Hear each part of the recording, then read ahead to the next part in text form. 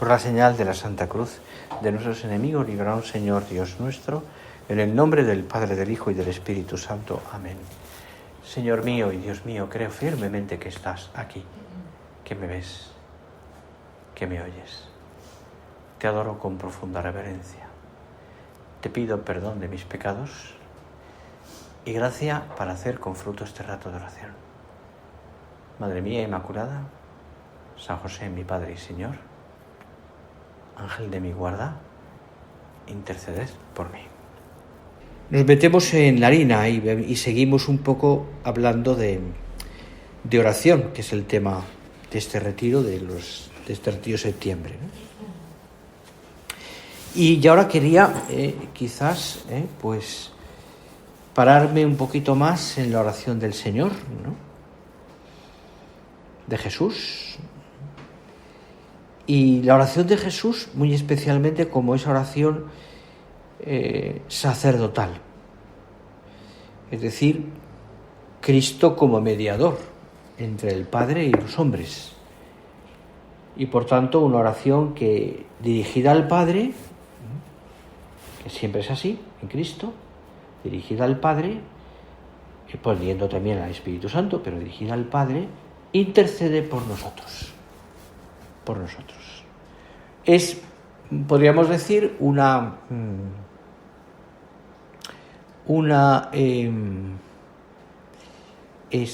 manifestación, yo creo, de lo que se llama, de lo que tantas veces hemos escuchado, del alma sacerdotal. Jesús se dirige al Padre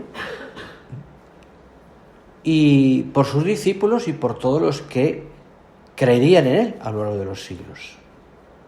Es verdad que la oración de Jesús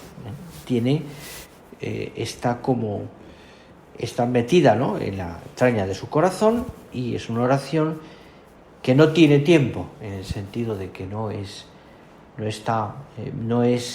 una oración que sirve para ese momento, sino que es eterna. Como la redención, es decir, como la cruz, quiero decir, también tiene una eficacia eterna. Cristo muere por los pecados de todos los hombres, la salvación de todos los hombres, antes, en y después de él. La oración de Jesús tiene también esa valoración, digamos, de eternidad. Y eso hace que la oración del Señor se abra a las necesidades de los demás, que nos empuje a dar la vida por amor, que le empuje a él a dar la vida por amor. Diríamos que el Señor también necesitaba de la oración para realizar su misión redentora. Esa misión redentora que tiene como culmen la cruz, pero que día a día se va realizando en la vida del Señor, muy especialmente a través de la confianza y del diálogo que tiene el Señor con su Padre Dios.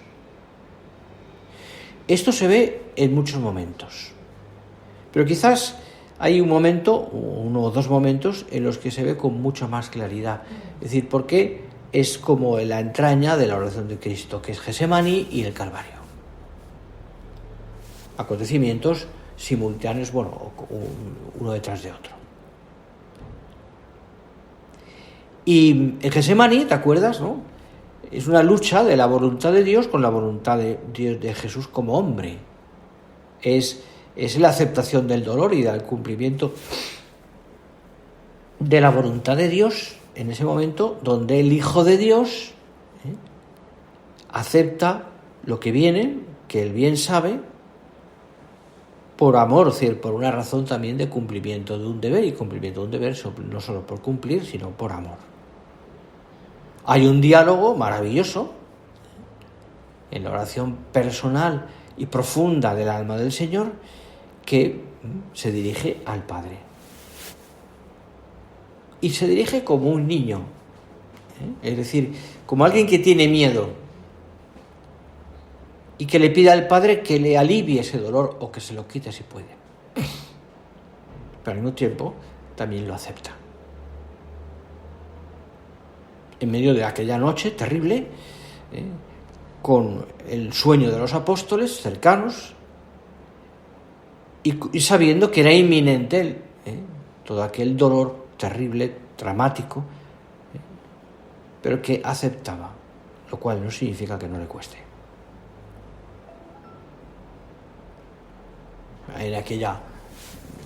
Hincado en aquella roca, que parece que se conserva al menos en la tradición, Jesús habla con el Padre y también sangra el sudor de sangre.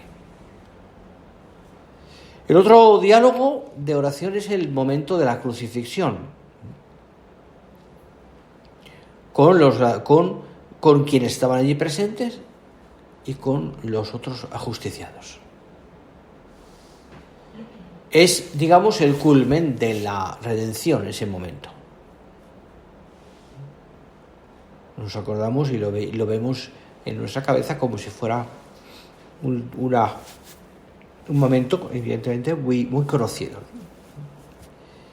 Han pasado muchas cosas desde el momento de Getsemaní.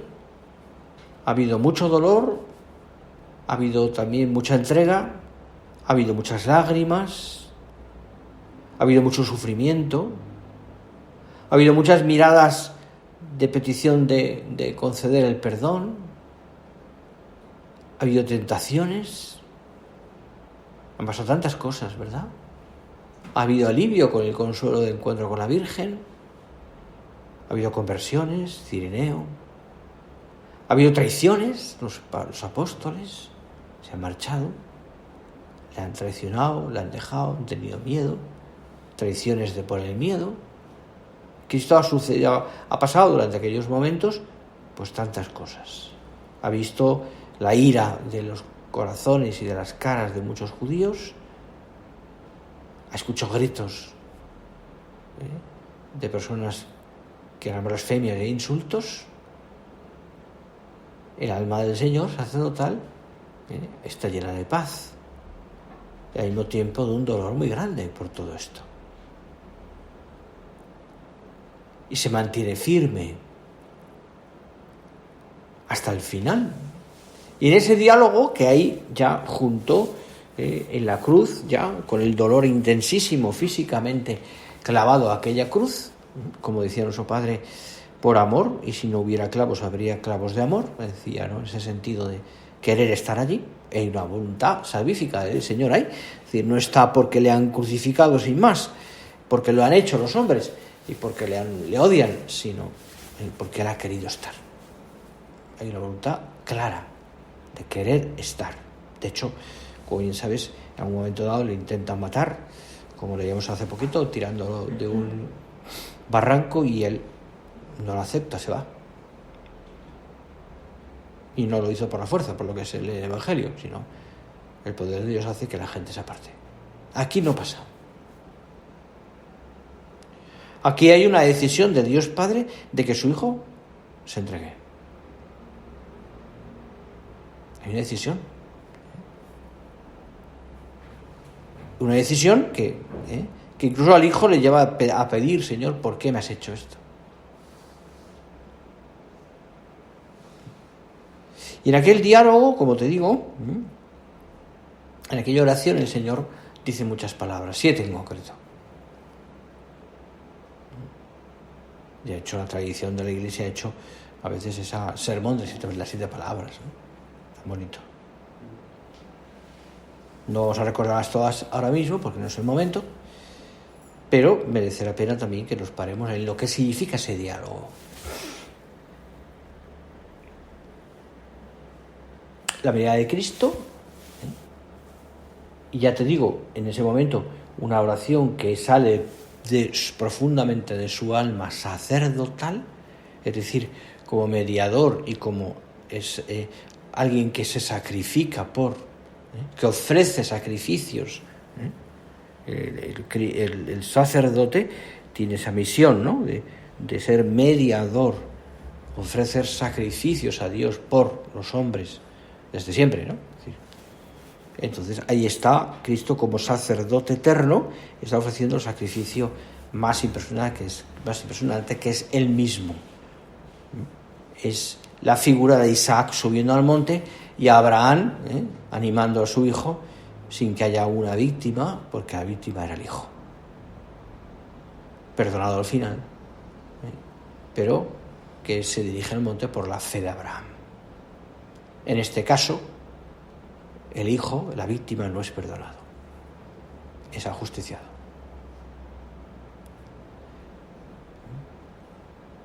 Bueno, pues ahí hay un diálogo ahí, ¿no? Pues esas palabras, como te decía, tengo sed, y ahí a tu hijo, y ahí a tu madre, Padre, perdónalos porque no saben lo que hacen, todo está consumado, etc.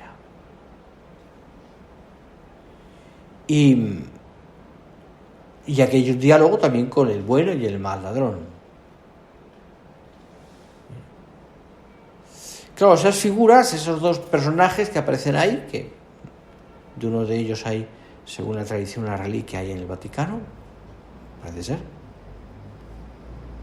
pues es un diálogo también impresionante. Por una parte, la actitud de quien se sabe pecador y que por tanto merece, no sé si es ese castigo o un castigo por lo que ha hecho, sus crímenes, y otro que está desesperado en ese momento de la muerte y de la pasión suya, mucho más, menos dolorosa que la del Señor, pero también junto con Él. Tuvieron la suerte de ser crucificados junto a Cristo. Uno acepta, quizás la figura del Señor le conmovió, tener un corazón mayor, y el otro rabia. Blasfema, incluso también en ese momento.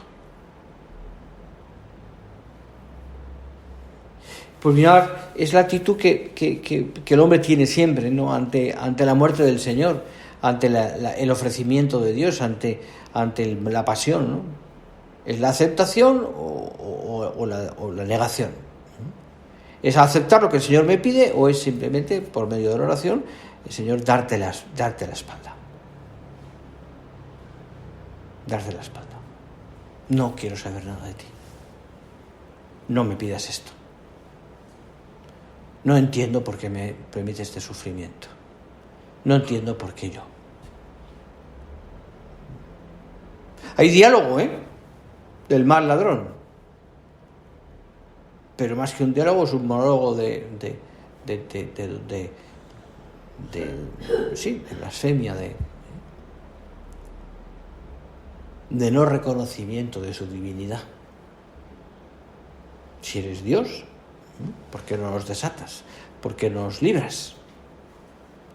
El Señor no quería librarse, es más, está ahí porque quiere. Y el otro no.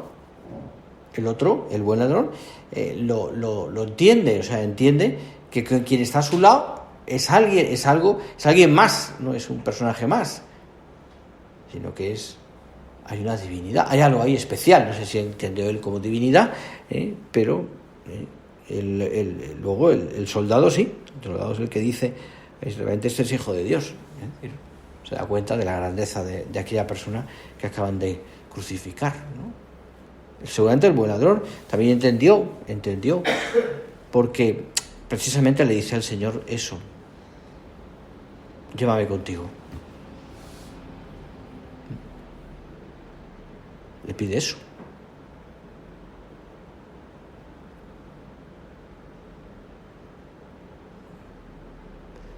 Señor, haz que yo esté en tu reino. ¿Qué quiere el hombre si no es eso finalmente, no? ¿Qué queremos nosotros si no llegar al final de nuestra vida, poder decir, Señor, ábreme las puertas del cielo? Ábreme las puertas del cielo.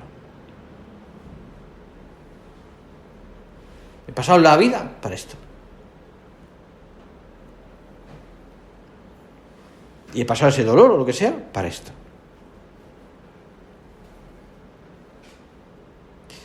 Bueno, dice alguien, ¿no?, que es ese momento en el que Dimas le roba el corazón al Señor.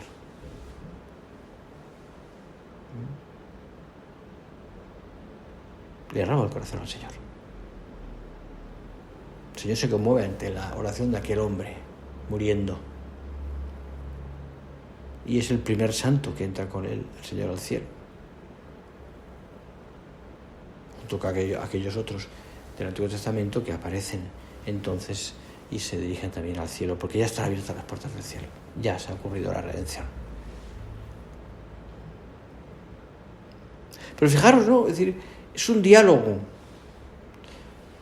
con alguien que yo sé que me escucha y sé que habla con el Padre. Es decir, alguien que me va a abrir las puertas, que tiene poder para ello.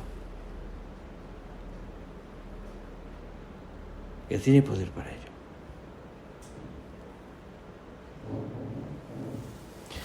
Es decir aquello que nuestro Padre comentaba, ¿no? Que el Señor ha querido correr el riesgo de nuestra libertad. Y es verdad. Es verdad.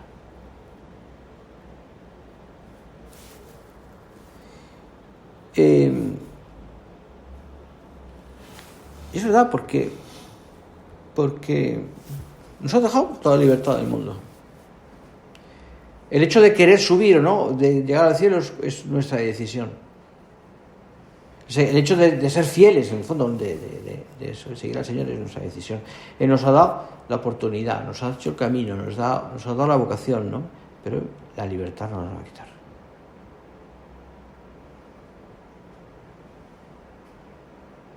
Por eso, la verdadera libertad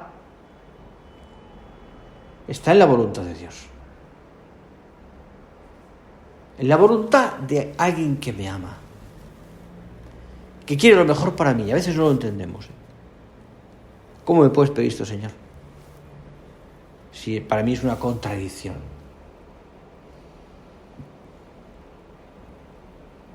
¿Cómo me puedes pedir esto, Señor? Si me resulta tan complicado de vivir. Hace unos días, hace un tiempo, me decía una persona, ¿no? Me contó un poco su vida y la situación de su familia, en lo económico, en lo físico, en las enfermedades, y era bastante dramático, ¿no?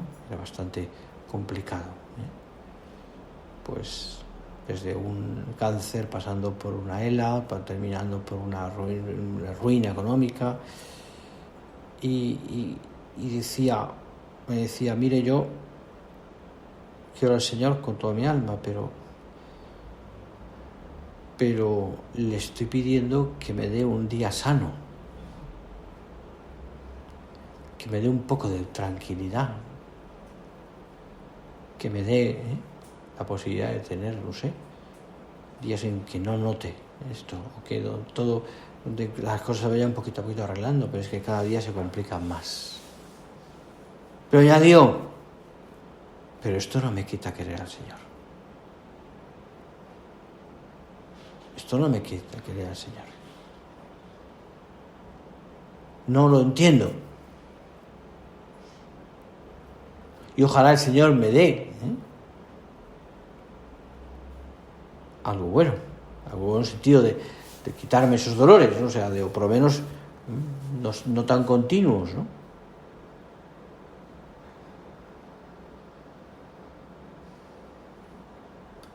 Que fijaos, esto se entiende en la medida en que nosotros rezamos, Rezamos, ¿no? ¿Quién descubre la divinidad de Cristo en la cruz? El buen ladrón, porque tiene el corazón que quiere estar con el Señor, o sea, porque reconoce su divinidad, en fondo. ¿Y por qué? Es decir, porque evidentemente ve muchas cosas, ¿no? También las ve el otro, y sin embargo no lo reconoce. Y también lo ve el cireneo, y lo reconoce.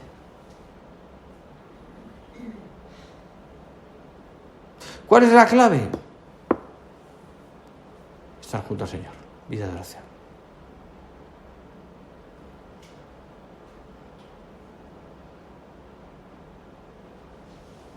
La oración nos ayuda a comprender que cuando Él pide algo, en realidad está ofreciendo un don.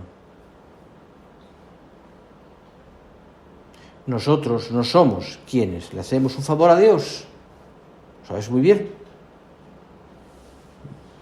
porque es el que ilumina mi vida, llenándola de sentido. Yo no le hago un favor a Dios.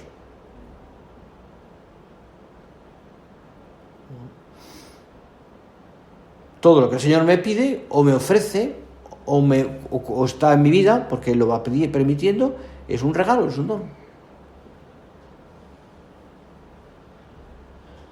Eso decía hace años una familia que tuvo un niño con todo tipo de problemas, con autismo, pues más cosas, no complicado. Estaba ciego el pobre niño, recién nacido, ¿no? Y le decía, ¿no?, a los padres, ¿no?, mira, este niño que el Señor os ha regalado, es un regalo. Decía la madre, que no me haga más regalos, ¿no? Pero decía la madre, pero es un regalo. Las verdades que eran tan buenos que lo aceptaron y que lo quieren como con locura. Es un regalo de Dios. Esto a veces es tan difícil de entender. A nivel también tuyo y mío. ¿Por qué este tema ahora me cuesta tanto? ¿Por qué este cambio, o esta situación, o este trabajo, o esta... Mira, todo es gracia, todo es don, todo es un regalo de Dios. Incluso cuando nosotros nos vemos flojos y pequeños y diría incluso pecadores. Esa conversión tuya, cada vez que te confiesas o nos confesamos o que vamos a empezar, es un regalo de Dios. Es un regalo del Señor. Que ha supuesto seguramente pasar, en mi caso, Señor, pues por el dolor de ofrecer aquello, o sencillamente de aceptarlo, o sencillamente de humillarme y contar mis miserias.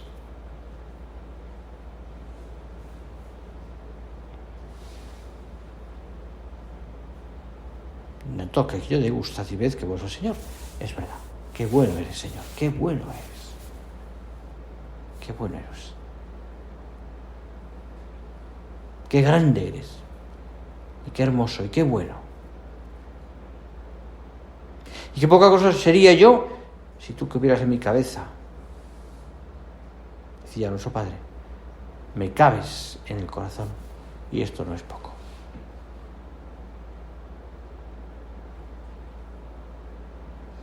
Y esto no es poco. Fíjate, qué sencillez. Pero eso es oración. Incluso cuando me he ido dormida, estás mirando al Señor.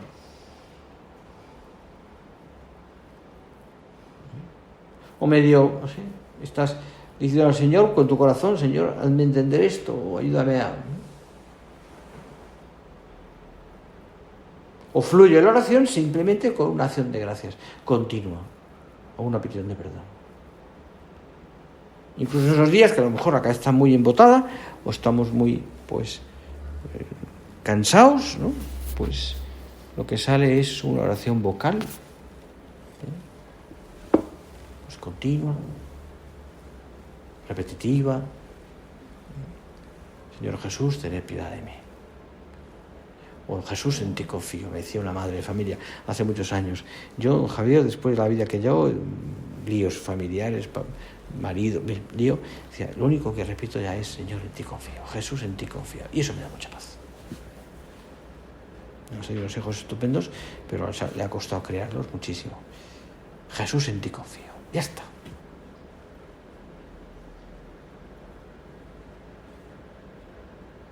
Al final, pensando, cuando uno lo reza, es decir, al final es lo que nos da paz. Como el Señor que os he contado tantas veces, de ese cura numerario, que la noche que se moría, ya mayor, lo había trabajado mucho, lo único que le decía a la Virgen, estaba yo con él, madrecita, no me dejes. Era su oración. Un gran teólogo, por otra parte. Pero se había reducido su oración a mirar a un cuadro de la Virgen y decirle eso, madrecita, no me dejes. Jesús, en ti confío. Señor, acuérdate de mí cuando llegues a tu reino. ¿Qué pasa ahí? Fijaros, sale del corazón. Por eso la oración es una oración, decía Teresa de Jesús, ¿no? ¿Te acuerdas, no? Decía aquello de diálogo con quien amamos, ¿no? Hablar de nuestras cosas con quien amamos, decía más o menos, ¿no? Es que es eso. Sería un absurdo convertir la oración en una especie de despacho, una especie como de arreglar cosas, organizar mi vida. No. Diálogo de alma con quien ama. Eso tiene, evidentemente, infinitas maneras de hacerlo. Infinitas maneras de hacerlo. Desde el niño que le da un beso a la Virgen, o al Jesús en el sagrario, hasta el del anciano que se está muriendo y simplemente mira, porque no puede ni hablar, a esa imagen del Señor, o ese corazón de Jesús, o lo que sea. Es lo que le sale en ese momento.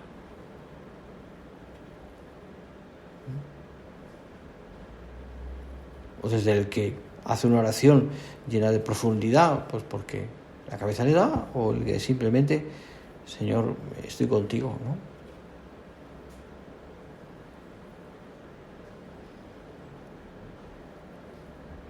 Me acuerdo un señor obispo muy bueno, más santo que santo, que a veces íbamos a comer con él, ¿no? Y no perdonaba el ratito de siesta, porque para un obispo es fundamental, ¿no? Un obispo y para cualquier persona. En fin, el caso es que ya muy mayor, ¿no? Y después de comer decía, ahora me voy a reflexionar sobre todo esto, me decía reflexionar sobre todo eso, ¿no? Entonces se iba primero a la capilla a rezar un rato, luego ya se echaría en la cama, no sé qué haría, pero y rezaba, rezaba, ¿no? Rezaba y se dormía.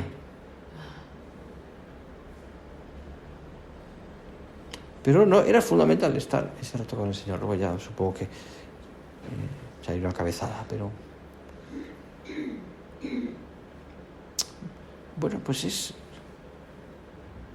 los años pasan y aprendemos a rezar. Si una persona hace poco, estoy preocupado porque no sé si sé rezar. Y yo dije, mira, yo tampoco lo sé. Porque uno está aprendiendo, como aquel supernumerario, su mujer también supernumeraria, que me decía en la primera entrevista que tenía con ellos, con su niño primero que nació, de 3 años, ¿no? Que estaba enseñándole a rezar, y me decía preocupado, es que no sé si mi hijo es alma de oración. Digo, mira, tranquilo, que tiene 3 años, espérate, niña, enseña a decir Jesús, Jesucristo de mi vida, y no te preocupes, ¿no?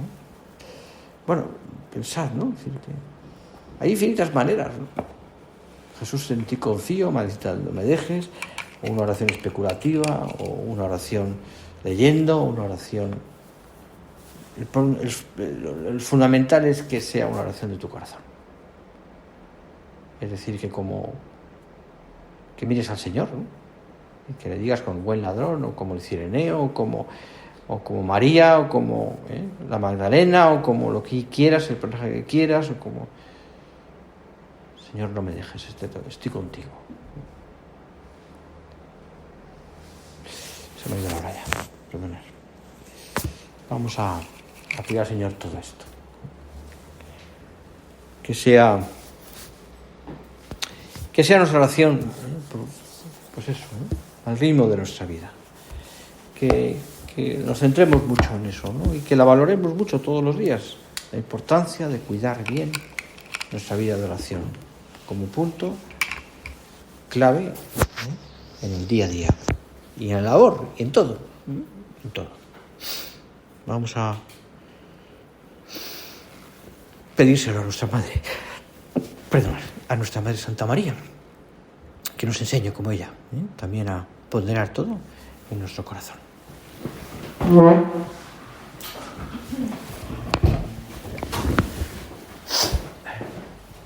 Te doy gracias, Dios mío, por los buenos propósitos, afectos e inspiraciones que me has comunicado en esta meditación. Te pido ayuda para ponerlos por obra. Madre mía Inmaculada, San José mi Padre y Señor, Ángel de mi guarda, interceded por mí.